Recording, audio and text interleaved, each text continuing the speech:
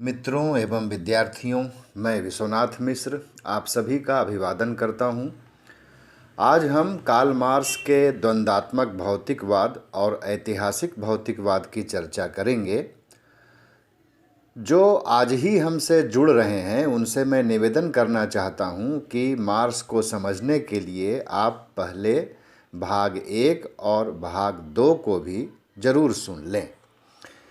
द्वंद्वात्मक भौतिकवाद marks के द्वारा अपनाई गई पद्धति का नाम है और इस पद्धति के द्वारा मार्क्स ने जिस प्रकार से इतिहास का आर्थिक अध्ययन किया, आर्थिक सर्वेक्षण किया, इतिहास की आर्थिक व्याख्या की और उससे निष्कर्ष निकाले, उसे ऐतिहासिक भौतिकवाद कहते हैं।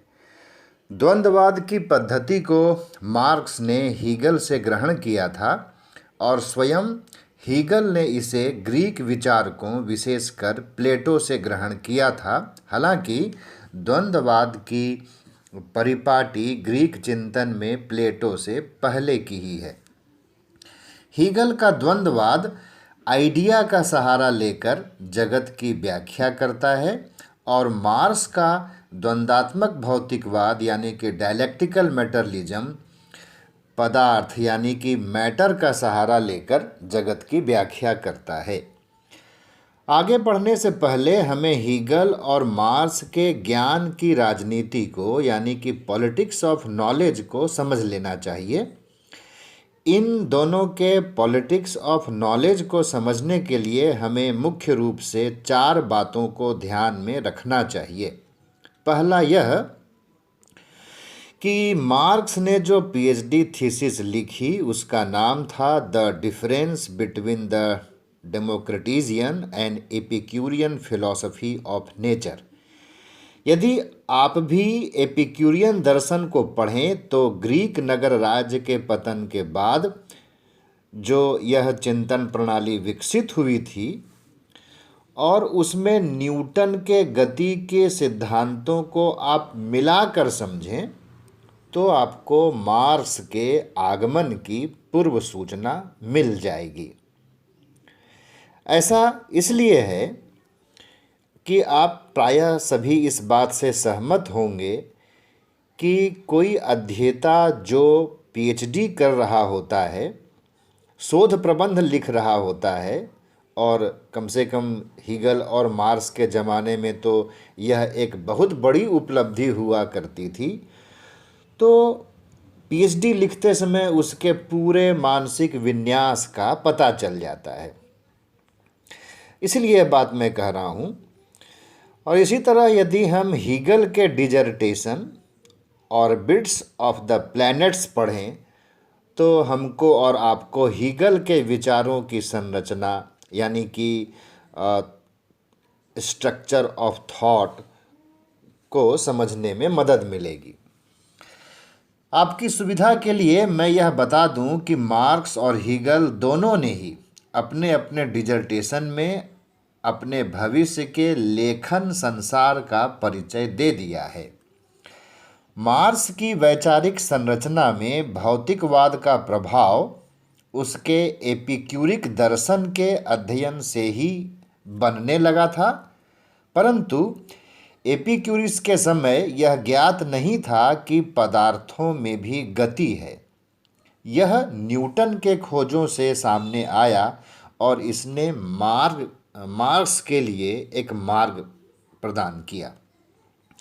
मैटर में मोशन इनहेरेंट होता है, यह यदि मार्क्स के समय तक स्थापित न हो पाया होता तो मार्क्स के लिए भी पदार्थ को बेस मतलब मूल में रखना या यूं कहें कि बेसिक एलिमेंट मानकर इतिहास और दुनिया की गतिशीलता को समझना, वैज्ञानिक तरीके से समझना कुछ कठिन हो सकता था। इसी तरह हीगल ने अपने डिजर्टेशन में इस बात का परिचय दे दिया था कि वे आगे चलकर कांट के ट्रांसेंडेंटल आइडियलिज्म को एब्सोल्यूट आइडियलिज्म की ओर ले जाएंगे। दरअसल हीगल को कांट से things in itself being and becoming. मैंने 3 अवधारणाओं का यहाँ जिक्र किया है। थिंग्स इन इटसेल्फ, बीइंग और बीकमिंग को निकालने के सूत्र मिल जाते हैं। परंतु कांट जहाँ इन सूत्रों के जरिए नैतिकता के सार्वभौमिक मापदंडों की खोज करते हैं, मतलब यूनिवर्सल इथिक्स की खोज करते हैं, वहीं हीगल को इससे जर्मन राष्ट्र राज्य की स्थापना का आधारभूत तर्क मिल जाता है। यह तो रही हीगल और मार्क्स के पॉलिटिक्स ऑफ नॉलेज की पहली याद रखने योग्य बात। अब दूसरी बात पर आइए।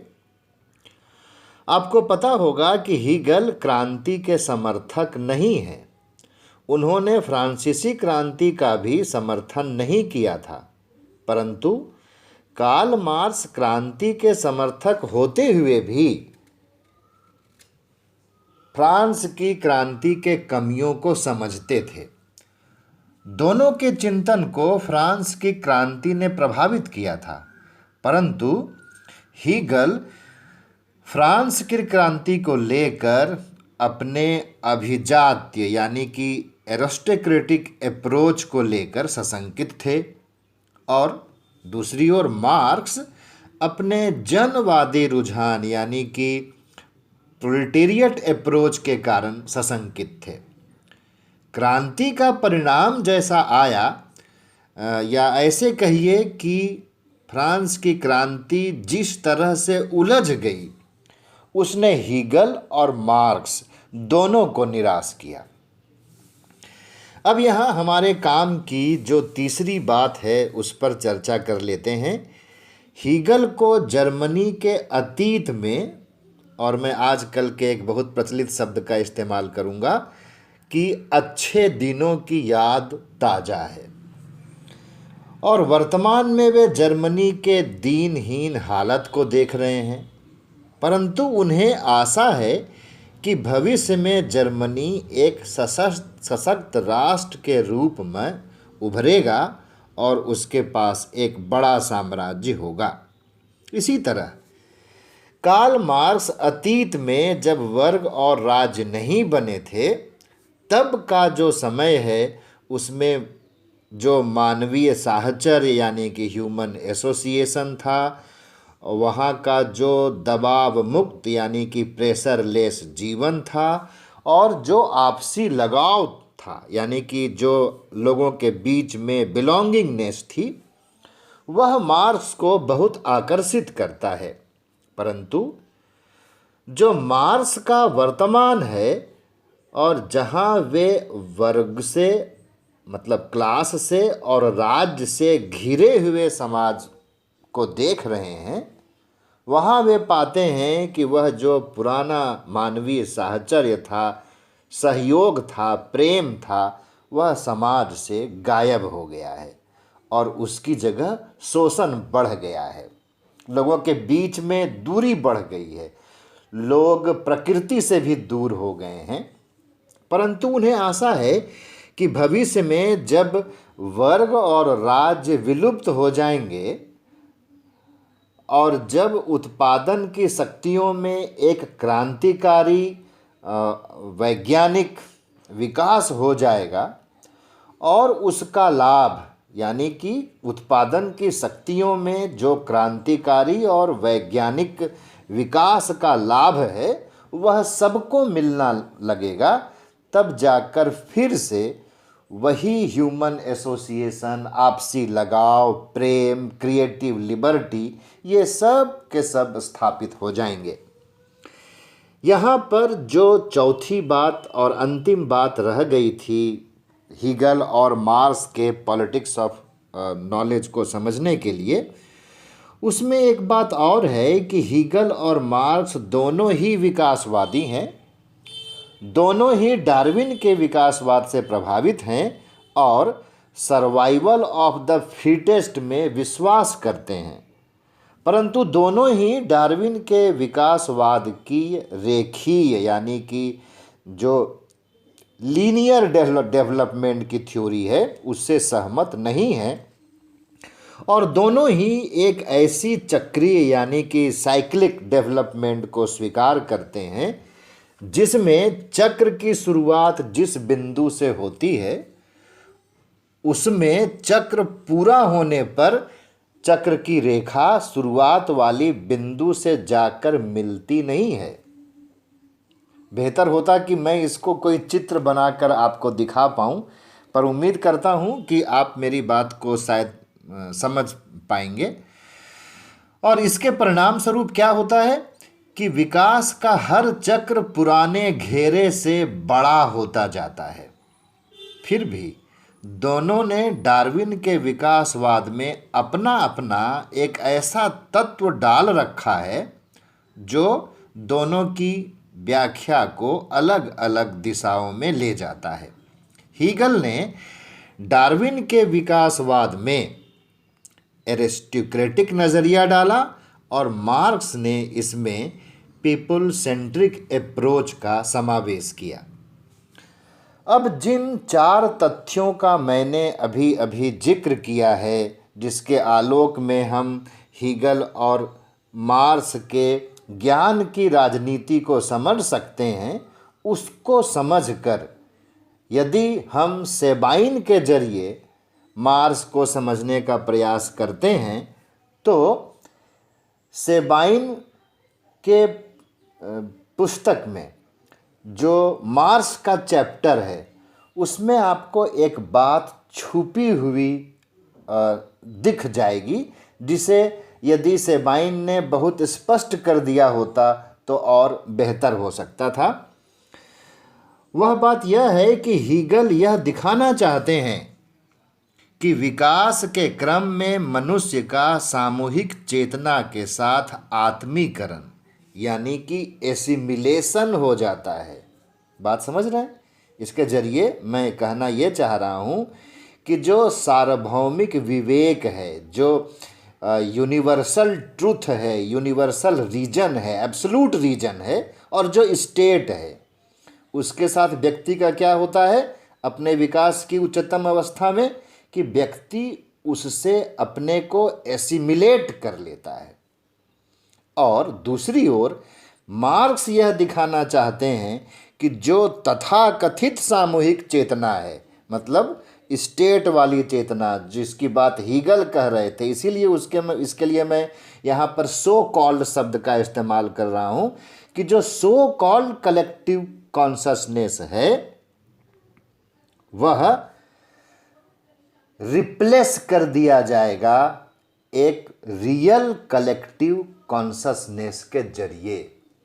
मतलब हीगल यह दिखाते हैं कि मनुष्य का एसिमिलेशन हो जाएगा एक कलेक्टिव कॉन्शसनेस में जो कि स्टेट है, और मार्क्स यह दिखाते हैं कि जो सो कॉल्ड कलेक्टिव कॉन्शसनेस है उसको एक रियल कलेक्टिव कॉन्शसनेस रिप्लेस कर देगी, जो साम्यवाद में आकर के संभव हो जाएगा।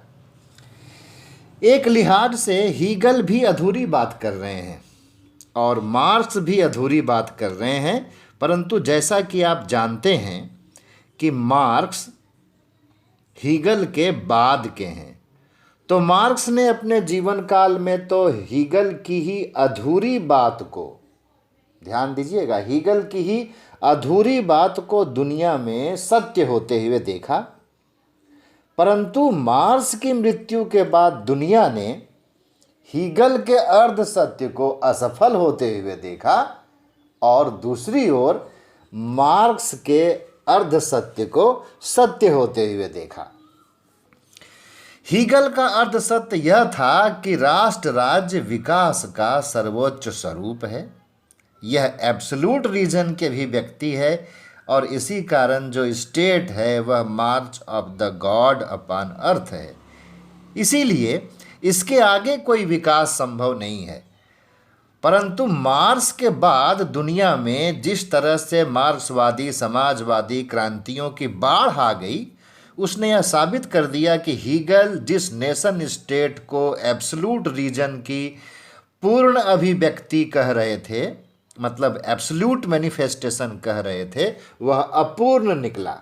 परंतु दूसरी ओर क्या हुआ कि मार्क्स ने भी जिस अर्ध सत्य को देखा था और उस अर्ध सत्य को और भी अर्ध सत्य बनाकर, मतलब और छोटा करके, जिस तरीके से दुनिया में लाने की कोशिश की गई, जिसकी शुरुआत 1917 में सोवियत संघ से हुई बोल्शेविक रिवॉल्यूशन के जरिए, उसने भी यह दिखा दिया कि वह अर्ध सत्य था और उसका जो जीवन है वह 72-73 साल से अधिक नहीं चल सका। परंतु यह बात तो हम आज कह रहे हैं और इसके लिए हीगल और मार्क्स दोनों को कटघरे में खड़ा भी कर सकते हैं, परंतु दोनों ने इतिहास, मनोविज्ञान एवं संस्कृति तथा विकास को समझने का जो नज़रिया प्रदान किया है उसका महत्व कम नहीं हो जाता है। आज के युग में अतीत के गौरव की बात करते हुए और अतीत में विज्ञान तथा तकनीक के उन सभी सूत्रों को खोजने की प्रवृत्ति जो आज के विज्ञान के आधार हैं, और इसके आधार पर फिर यह कहना कि हमारा ही इतिहास सबसे अच्छा है, यह जो मनोवृत्ति दुनिया में उत्पन्न हो रही है वह हीगल की ही मनोवृत्ति है। यह मनोवृत्ति युद्ध, कट्टरता और दमन की मनोवृत्ति को बढ़ावा देता है। कहने का मतलब है कि हीगलवादी मनोवृत्ति अपने आप में एक खतरा है जो शांति के खिलाफ जाता है। इसी तरह मार्क्सवादी मनोवृत्ति के भी अपने खतरे हैं और यह भी शांति के खिलाफ जाता है। हीगल राज्य की सुरक्षा और राज्य की शक्ति के पक्ष में इलीट कॉन्फ्लिक्ट को सीमित करना चाहते हैं और मार्क्स मानव की स्वतंत्रता के लिए क्लास स्ट्रगल को तीव्र करना चाहते हैं। मैं एक बार फिर से दोहराना चाहूँगा, यह एक महत्वपूर्ण बात है, ऐसा मुझे लगता है, जिसका संज्ञान आपको लेना चाहिए कि हीगल राज्य की सुरक्षा और राज्य की शक्ति के पक्ष में इलीट कॉन्फ्लिक्ट को सीमित करना चाहते हैं और उनकी पद्धति यही करके दिखाती है। दूसरी ओर कार्ल मार्क्स मानवीय स्वतंत्रता के पक्ष में क्लास स्ट्रगल को तीव्र करना चाहते हैं और उनकी पद्धति ऐसा करके दिखाती है। अब यह आज के विद्यार्थियों पर निर्भर करता है कि राज्य की सुरक्षा और शक्ति के पक्ष में वे पूर्ण समर्पण करना चाहते हैं, निहत्थे हो जाना चाहते हैं और ऐसा करने के लिए हीगल का समर्थन करना चाहते हैं या नहीं।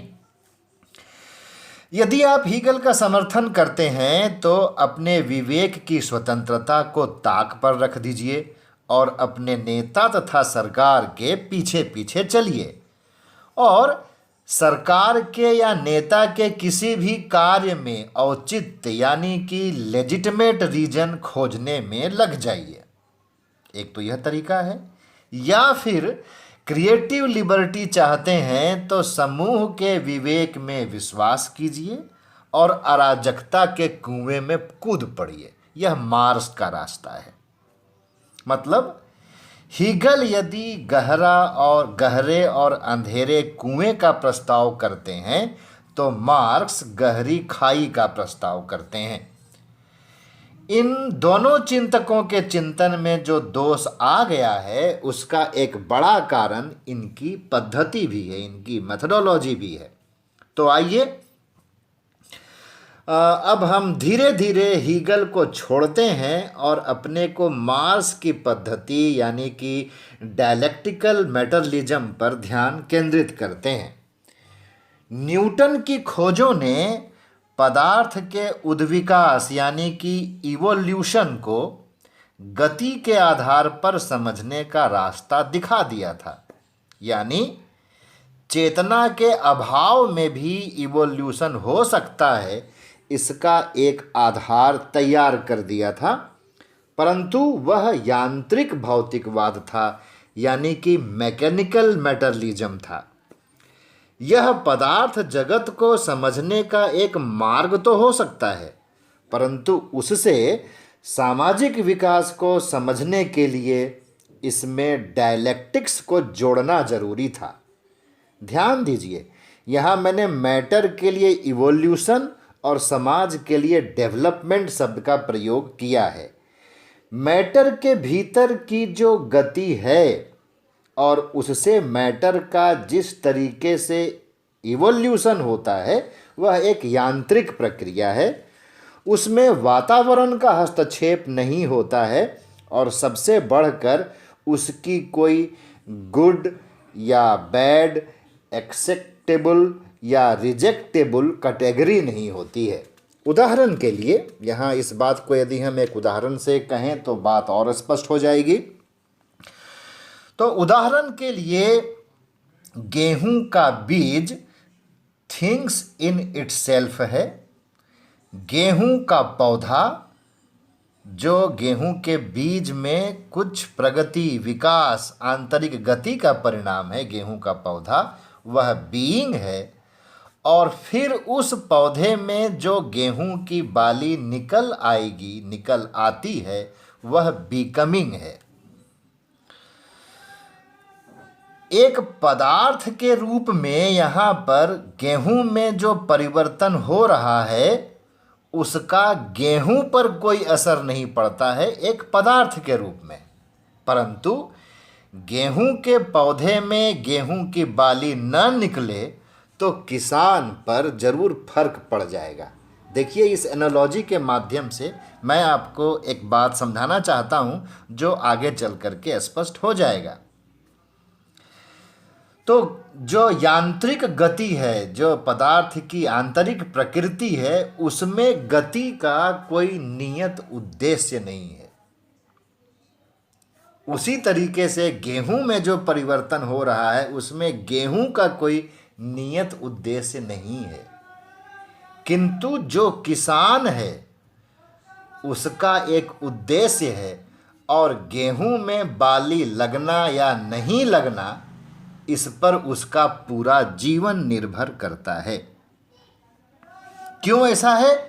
क्योंकि वह प्राकृतिक गति का परिणाम अपने पक्ष में चाहता है। ठीक इसी तरह पदार्थ की आंतरिक गति का परिणाम मार्क्स भी अपने पक्ष में चाहते हैं और यह उन्हें द्वंद्ववाद यानी कि लॉजिक के एक पद्धति से मिलता है। द्वंद्ववाद का भौतिकवाद के साथ प्रयोग मार्क्स को तार्किक भौतिकवादी या द्वंद्वात्मक भौतिकवादी बना देता है और इसके जरिए मार्क्स प्राकृतिक गति को मानवीय उद्देश्य प्रदान करने में सफल हो जाते हैं। इसका तार्किक परिणाम तो यह है कि प्राकृतिक गति और मानवीय उद्देश्य के बीच जितना तालमेल होगा उतना ही तार्किक भौतिकवाद इतिहास की राइट डायरेक्शन में व्याख्या कर पाएगी। परंतु जहाँ पर और जहाँ तक प्राकृतिक गति और मानवीय उद्देश्य में तालमेल बिगड़ जाएगा वहाँ पर जाकर डायलेक्टिकल मेटरलिज्म इतिहास की सही व्याख्या नहीं कर पाएगी। और यह एक ऐसी शर्त है जिस शर्त का उल्लंघन हीगल भी करते हैं और मार्क्स भी करते हैं। क्यों ऐसा है? क्योंकि इन दोनों ने ही प्राकृतिक गति के साथ जब दुनिया को समझने का प्रयास किया तो उसमें जिस तरीके से मानवीय उद्देश्यों को मिलाया वह मानवीय उद्देश्य इनके अपने अपने काल का उद्देश्य था और वही उद्देश्य हमेशा बना रहेगा ऐसा कहना, ऐसा मान लेना कम से कम वैज्ञानिक होना तो नहीं है। खैर, इस बात को अभी छोड़ते हैं और यह समझते हैं कि यहाँ जो एक घालमेल दिखाई पड़ रहा है वह घालमेल सिर्फ हीगल और मार्क्स के बीच का घालमेल नहीं है, बल्कि इसी तरह का संशय हमें भारत में सांख्य दर्शन में भी देखने को मिलता है। परंतु इस विषय पर मैं अभी नहीं जाना चाहूँगा क्योंकि यह एक लंबे और एक अलग डिस्कोर्स की डिमांड करता है। यहाँ आप हॉब्स के यांत्रिक भौतिकवाद और मार्क्स के तार्किक भौतिकवाद को सीएल वेपर के जरिए समझ लीजिए तो वह ज़्यादा अच्छा होगा। वे कहते हैं कि यांत्रिक भौतिकवाद में पदार्थ का कोई उद्देश्य नहीं है, वह निष्क्रिय रूप से सक्रिय है। ये बड़ा आपको एक कॉन्ट्राडिक्टरी टर्म लगेगा कि यह निष्क्रिय रूप से सक्रिय कैसे है। इसको आप ऐसे समझिए कि जो पदार्थ में इलेक्ट्रॉन और न्यूट्रॉन होते हैं एटम में, आप क्या कह सकते हैं कि उनका कोई वैसा उद्देश्य है जैसा मानवीय उद्देश्य होता है, या फिर यह गति तो करते रहते हैं किंतु इनका कोई उद्देश्य नहीं होता है। ठीक यही बात यहाँ कही जा रही है कि यांत्रिक भौतिकवाद में पदार्थ का कोई उद्देश्य नहीं है, वह निष्क्रिय रूप से सक्रिय है, यानी कि पैसिवली एक्टिव है। और हमने जो पहले गेहूं का उदाहरण दिया है अभी अभी, उसमें भी इसको सही पाया है। हॉब्स की व्याख्या इसी तरफ जाती है और उन्हें यदि न्यूटन की खोजों का विश्वास करने लायक ज्ञान होता तो निश्चित ही वे हीगल और मार्क्स के लिए एक गंभीर चुनौती बन सकते थे और स्वयं हीगल का लेखन भी हॉब्स का लेखन भी कुछ अलग तरह का हो सकता था। खैर, यह तो काल्पनिक बातें हुई। हम बात करते हैं आगे कि मार्क्स ने जब पदार्थ की प्राकृतिक गति में मानवीय उद्देश्य जोड़ दिया तब वह पैसिव नहीं रह गया, बल्कि वह कर्मशील बन गया, यानी कि एक्टिवली इन्वॉल्व हो गया। मार्क्स के लिए ऐसा करना जरूरी था। क्यों? क्योंकि वे वस्तुओं की आंतरिक गति का वस्तुओं में जो आंतरिक गति है उसका एक सामाजिक परिणाम निकालना चाहते थे। अब उनके लिए यह सहज हो गया था कि वे इतिहास को शुरुआत से देखें, और जब शुरुआत में देखते हैं तो इसे गेहूं के रूप में, यहाँ गेहूं मैं एक एनालॉजी के रूप में प्रयोग कर रहा हूँ, कहना चाहता हूँ कि उसे थिंग्स इन इटसेल्फ के रूप में देखें। यह वाद की अवस्था है, थीसिस का रूप है। अब चूंकि यह थिंग्स इन इटसेल्फ जैसा मैटर है, और मैटर में भी कार्ल मार्क्स चूंकि इकोनॉमी को महत्व देते हैं, क्योंकि इकोनॉमी इसलिए कि कार्ल मार्क्स इतिहास की आर्थिक व्याख्या करना चाहते हैं, अतः इतिहास की यह जो पहली अवस्था है, यहाँ की जो इकोनॉमी है वह सरल है, इसमें संघर्ष नहीं है, इसमें इकोनॉमिक रिलेशन नहीं बन पाए हैं, इसमें उत्पादन के संबंध नहीं बन पाए हैं। क्यों? क्योंकि अभी जो होमो सेपियंस है वो ठीक से प्रोड्यूसर भी नहीं बन पाया है, वह प्रॉपर्टी के कॉन्सेप्ट से परिचित नहीं है। इस अवस्था में कोई क्लास नहीं है, कोई स्टेट नहीं है, परंतु यह जो आदिम साम्यवाद प्रिमिटिव कम्युनिज्म है उसको फिर से हम गेहूं और गेहूं में निकलने वाले अंकुर से समझने की कोशिश करें तो जैसे गेहूं में अंकुर निकलता है, यानी कि थिंग्स इन इटसेल्फ बीइंग की ओर बढ़ता है, उसी तरह इतिहास की जो पहली अवस्था है वह भी बदलती है। और बाद में जब यह बदलती है तो क्यों बदलती है? क्योंकि इसमें दो पक्ष प्रकट हो जाते हैं। यह पदार्थ के पॉजिटिव और नेगेटिव एस्पेक्ट की तरह ही हैं। गेहूं में अंकुर आया, इसी तरह आदिम साम्यवाद यानी कि प्रिमिटिव कम्युनिज्म दास प्रथा में बदली। यह प्रतिवाद है। यदि हम पहली अवस्था को थीसिस कह रहे हैं तो इस दूसरी अवस्था को एंटीथीसिस कहेंगे। इसमें समाज में स्वामी और दास बन जाते हैं। संपत्ति की धारणा, स्वामित्व की धारणा और इसके कारण होने वाले संघर्ष का भी उदय इस अवस्था में आकर होता है।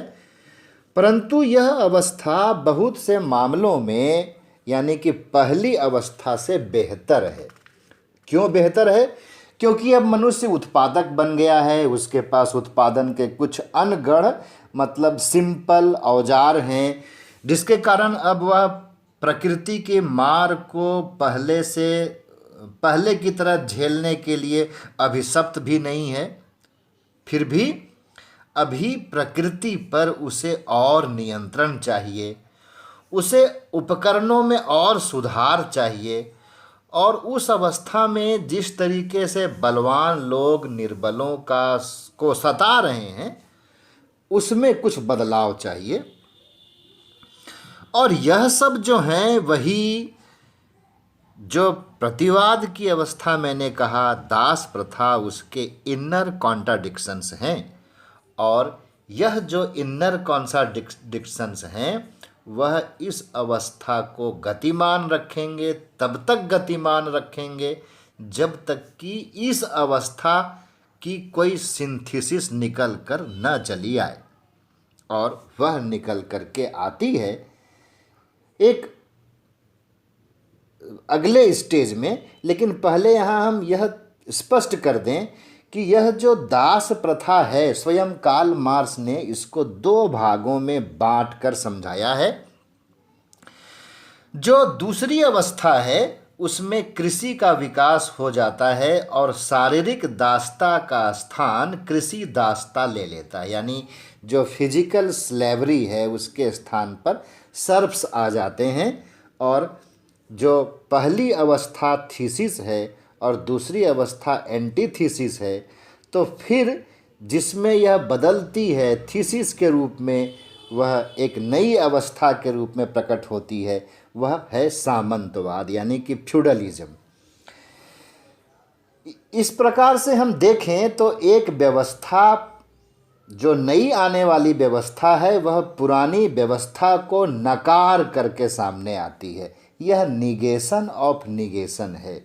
यह हीगल के द्वारा समझाया गया, विकसित किया गया टर्म है और उसको मार्क्स भी इस रूप में ग्रहण करते हैं।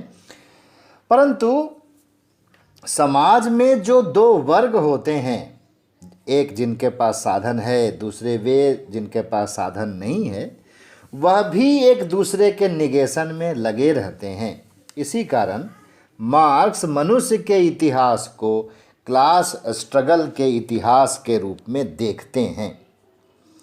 इतिहास की यह जो आर्थिक व्याख्या है, जिसे कार्ल मार्क्स हिस्टोरिकल मेटलिज्म कहते हैं, उसको ठीक से समझ लेने के लिए यह भी जरूरी है कि वाद, प्रतिवाद और संवाद यानी कि थीसिस, एंटीथीसिस और सिंथेसिस को अलग अलग स्टेज के रूप में तो हम देखें ही, लेकिन इन्हें हम दो वर्गों के बीच में संघर्ष और उस संघर्ष का कहाँ निराकरण होता है उस अर्थ में भी देखें। मतलब जो दो वर्ग हैं वह भी वाद और प्रतिवाद हैं, और इन दोनों वर्गों के संघर्ष से जो परिणाम उत्पन्न होता है वह संवाद है, सिंथेसिस है। परंतु ऐसा नहीं है कि एक थीसिस जो आगे चलते हुए सिंथेसिस पर पहुंचता है वहां जाकर एक चक्र पूरा हो जाता है, और जहाँ पर यह चक्र पूरा होता है वही विकास की उच्चतम अवस्था है।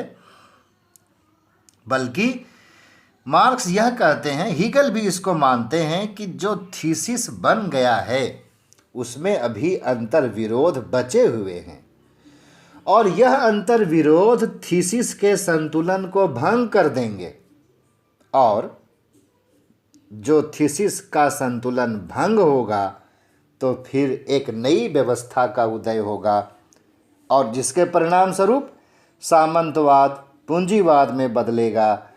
पूंजीवाद के बाद डिक्टेटरशिप ऑफ प्रोलेटेरिएट का एज आएगा, कभी कभी इसे समाजवाद भी कहते हैं, और उसके बाद फिर साम्यवाद का युग आएगा। मार्क्स के चिंतन में साम्यवाद में आकर सभी तरह के अंतर विरोधों का निस्तारण हो जाता है।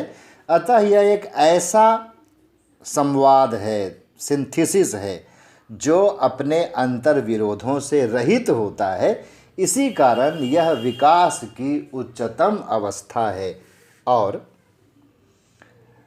यह जो सारी बात हमने यहाँ पर कहा है उसमें से कुछ बातों को संक्षेप में कर दिया है, किंतु ऐसा मैंने जानबूझ करके किया है क्योंकि इससे संबंधित बातों को आप किसी भी किताब में पढ़ सकते हैं। अब हम यहाँ यह जानने की कोशिश करें, एक नए संदर्भ को सामने लाने की कोशिश करें जो हमें लॉक, जॉन लॉक और कार्ल मार्क्स में तुलना करने से समझ में आती है।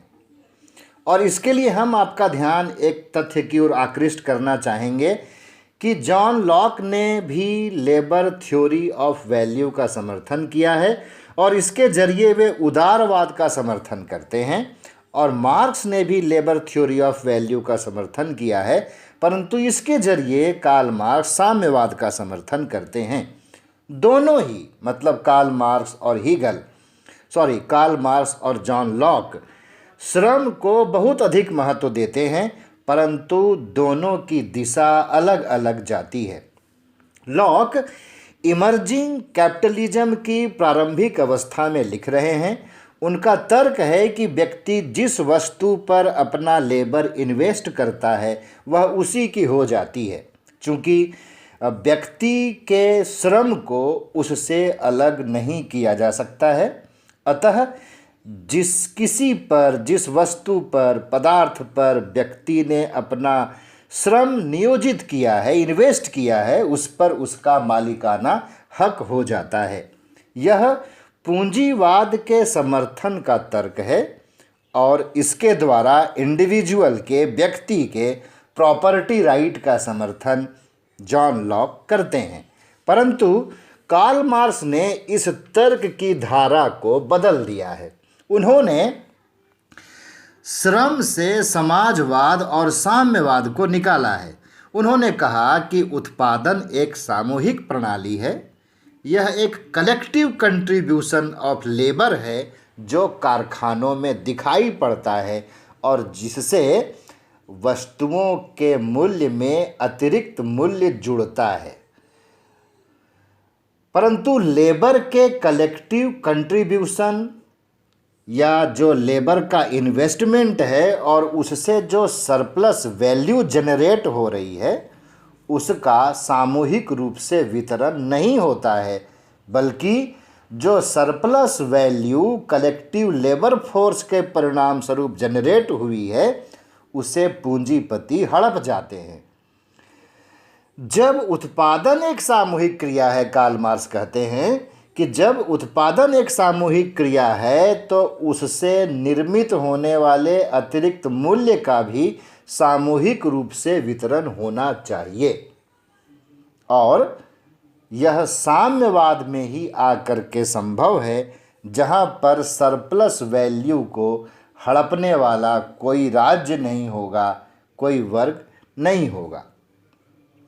अब यहाँ जो कार्ल मार्क्स को समझने की हमारे 3 व्याख्यानों में एक समझ विकसित होती है, उसके आधार पर कार्ल मार्क्स को किसी भी किताब से पढ़कर बेहतर तरीके से समझा जा सकता है। अब यह ज़रूरी है कि हम कार्ल मार्क्स के चिंतन में कुछ जो आधारभूत कमियां हैं, मैं ये नहीं कहता हूं कि मैं सभी कमियों की ओर आपका ध्यान आकृष्ट करा पाऊंगा या मैंने मार्क्स के सभी चिंतन, सभी लेखन की ओर आपका ध्यान आकृष्ट कराया है, किंतु उसमें जो महत्वपूर्ण कमियां हैं उसकी ओर आपका हम ध्यान आकृष्ट कराना चाहते हैं। और इसमें हम सबसे पहले कार्ल पॉपर की चर्चा करना चाहेंगे। कार्ल पॉपर ने कहा है कि मार्क्स का यह दावा गलत है कि उन्होंने किसी वैज्ञानिक समाजवाद की स्थापना कर दिया है। क्यों? देखिएगा, पॉपर का तर्क बहुत मज़ेदार है। कार्ल पॉपर कहते हैं कि यदि कार्ल मार्क्स को हम वैज्ञानिक समाजवाद का जनक मान लेते हैं तो उन्होंने जो हाइपोथेसिस बनाई और जो उन्होंने निष्कर्ष निकाल करके दिखाया, हमको भी उसी प्रकार के हाइपोथेसिस पर उसी प्रकार का निष्कर्ष निकाल के दिखाने के लिए एक दूसरी दुनिया की ज़रूरत पड़ेगी। इस दुनिया पर तो भाई कार्ल मार्क्स ने करके दिखा दिया, हम कहाँ से करेंगे? तो कार्ल मार्क्स क्या कहते हैं कि हमें एक दूसरी दुनिया की ज़रूरत पड़ेगी। ऐसी यह एक महत्वपूर्ण कमी की ओर कार्ल पॉपर ने हमारा ध्यान आकृष्ट किया है, जहाँ वे यह तर्क देते हैं कि कार्ल मार्क्स ने जो आधार वाक्य तैयार किया है वह आधार वाक्य बहुत बड़ा है और उतने बड़े आधार वाक्यों के साथ वैज्ञानिक अनुसंधान, वैज्ञानिक पद्धति का प्रयोग करते हुए अध्ययन संभव नहीं है। जैसे कौवा काला होता है, हमको इस बात को मान लेना चाहिए, या हमको यह प्रयास करना चाहिए कि हम यह साबित करें कि कौवा काला नहीं होता है, या हम सफ़ेद कौवे की तलाश करें। यदि हम बार बार यह साबित करने की कोशिश करते रहेंगे कि कौवा काला होता है, तब वास्तव में हम किसी नए ज्ञान का निर्माण नहीं करेंगे। इसीलिए कार्ल पॉपर कहते हैं कि वैज्ञानिक ज्ञान की विशेषता यह नहीं होती है कि वह सत्यापनीय है, बल्कि उसकी विशेषता यह होती है कि उसकी असत्यापनीयता के जरिए सिद्ध किया जा सकता है। मतलब हम उसे नकार कर सिद्ध कर सकते हैं, और यदि नकारते हैं तब यह एक नए ज्ञान का जन्म होगा।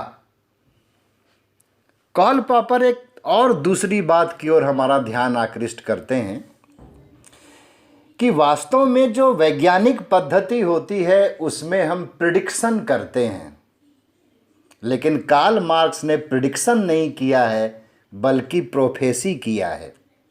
क्या है यह बात, इसको समझ लेते हैं।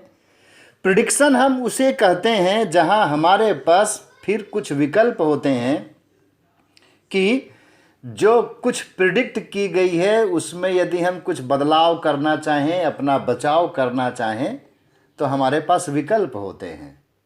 लेकिन कार्ल मार्क्स ने क्या कहा है कि यह दुनिया ही नष्ट हो जाएगी, साम्यवाद आ जाएगा और उसको आना ही है, हम कुछ कर नहीं सकते हैं। इसका मतलब यह एक प्रोफेसी है, यह भविष्य कथन नहीं है, बल्कि यह दैवी भविष्यवाणी जैसी है। और कोई भी वैज्ञानिक सिद्धांत प्रिडिक्शन करता है, न कि प्रोफेसी करता है। यह तो वह बात हुई जो मैंने कार्ल पॉपर के जरिए आपको बताने की कोशिश की। दूसरी बात जो कार्ल मार्क्स के चिंतन से ही उत्पन्न होती है और कार्ल मार्क्स के संपूर्ण चिंतन में एक बड़े अंतर विरोध को दिखाती है, मैं उसकी ओर आपको ध्यान आकृष्ट करना चाहूँगा। कार्ल मार्क्स ने कहा है, जर्मन आइडियोलॉजी में कहते हैं, एनालॉजी देकर कहते हैं, जहाँ उन्होंने मकड़ी के जाला बनाने का उदाहरण दिया है, मैं उसकी बात कर रहा हूँ। यदि आप मूल जर्मन आइडियोलॉजी को देखें तो ये बात आपको वहाँ मिल जाएगी। और इसकी चर्चा और भी ग्रंथों में हुई है, जैसे कि पावर्टी ऑफ फिलॉसफी में भी हुई है, कि मनुष्य एक अवधारणा बनाने वाला प्राणी है। ध्यान दीजिए, मनुष्य कैसा है? एक अवधारणा बनाने वाला प्राणी है। और कार्ल मार्क्स यहाँ तक कहते हैं कि मनुष्य में और अन्य जीवों में यह अंतर है कि अन्य जीव कुछ करने से पहले अवधारणा नहीं बनाते हैं, जबकि मनुष्य कुछ करने से पहले, अंजाम देने से पहले उसकी अवधारणा बनाता है। मतलब मनुष्य जब टेबल, कुर्सी, मेज इत्यादि बना रहा होता है तो पहले उसको इमेजिन करता है, उसकी दिमाग में एक खाका उत्पन्न करता है। इसी नाते वह कहते हैं कि मनुष्य एक अवधारणा बनाने वाला प्राणी है। तो जब मनुष्य एक अवधारणा बनाने वाला प्राणी है तो आइडिया बेसिक एलिमेंट हुआ या मैटर बेसिक एलिमेंट हुआ, यह एक ऐसा द्वंद्व है जिसको कार्ल मार्क्स कभी भी अपने चिंतन में ठीक से सुलझा नहीं पाए हैं। तो मित्रों, हमें यहाँ लगता है कि कार्ल मार्क्स की चर्चा को अब विराम दिया जा सकता है और यहाँ से आप कार्ल मार्क्स को समझने के लिए किसी भी किताब को पढ़कर ठीक से समझ सकते हैं। तो फिर आज के लिए इतना ही। आप सभी के प्रति मैं आभार प्रकट करता हूँ और आपके उत्तम स्वास्थ्य की कामना करता हूँ। मैं वचन देता हूँ कि हम लोग फिर इस प्लेटफॉर्म पर मिलेंगे। तब तक के लिए नमस्कार, जय हिंद, जय भारत।